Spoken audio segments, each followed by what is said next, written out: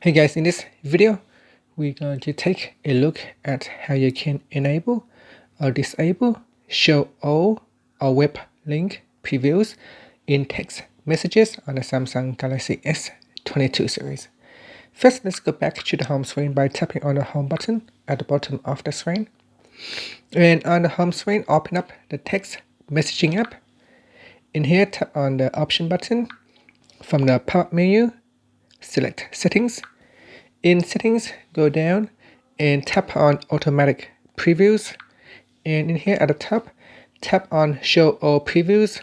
Tap on the toggle button to switch it on or off. You can also choose to show or hide web link previews. So tap on the toggle button to turn it on or off as well. And after that, you can tap on the back key to go back to your messages, or tap on the home button to go back to the home screen. Thank you for watching this video. Please subscribe to my channel for more videos.